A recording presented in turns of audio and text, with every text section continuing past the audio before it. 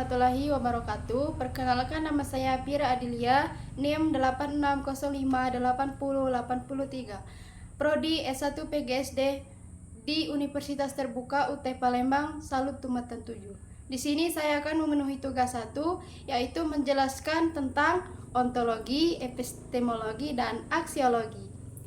Baik, yang pertama saya akan menjelaskan apa itu ontologi. Ontologi adalah cabang filsafat yang membahas tentang apa yang ada atau hakikat dari suatu realitas. Dalam konteks ilmu, ontologi menjelaskan apa yang menjadi objek kajian ilmu serta bagaimana keberadaan objek tersebut. Ontologi membantu kita memahami apakah sesuatu itu benar-benar ada, bagaimana bentuknya, serta apa ciri-cirinya. Dengan kata lain, ontologi berfokus pada pertanyaan tentang apa yang dipelajari dalam suatu ilmu. Sebagai contoh, kita ambil kata mahasiswa. Ontologi akan mempertanyakan apa itu mahasiswa, apakah mahasiswa itu ada, dan apa karakteristiknya. Dari situ, kita dapat menyimpulkan bahwa mahasiswa adalah seseorang yang sedang menempuh pendidikan di perguruan tinggi. Contoh lainnya dalam bidang pendidikan. Ontologi membahas apa itu pendidikan. Pendidikan dapat dipahami sebagai proses belajar yang menghasilkan perubahan pengetahuan, sikap, dan keterampilan dalam kehidupan manusia. Hal ini menunjukkan bahwa pendidikan benar-benar ada dan memiliki peran penting dalam kehidupan.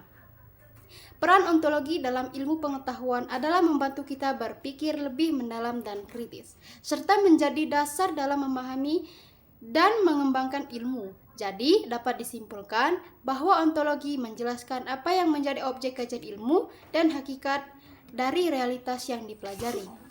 Selanjutnya, saya akan menjelaskan epistemologi ilmu.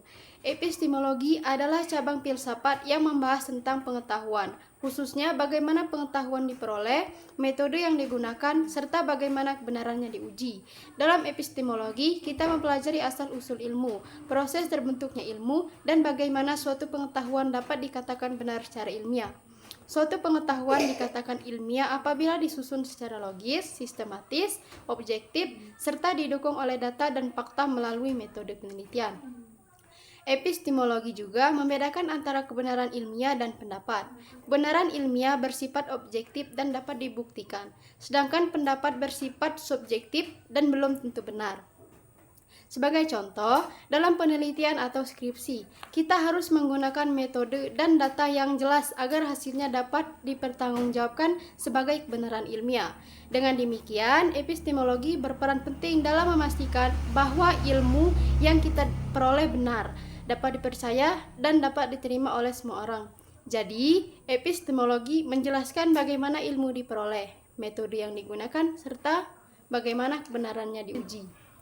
Terakhir, saya akan menjelaskan aksiologi ilmu. Aksiologi adalah cabang filsafat yang membahas tentang nilai, khususnya nilai etika dan estetika dalam penerapan ilmu pengetahuan. Jika ontologi membahas apa yang dikaji dan epistemologi membahas bagaimana ilmu diperoleh, maka aksiologi membahas untuk apa ilmu itu digunakan. Aksiologi menekankan bahwa ilmu pengetahuan tidak harus benar secara ilmiah, tetapi juga harus memiliki nilai dan manfaat dalam kehidupan manusia. Dalam aksiologi terdapat dua hal utama, yaitu etika dan estetika.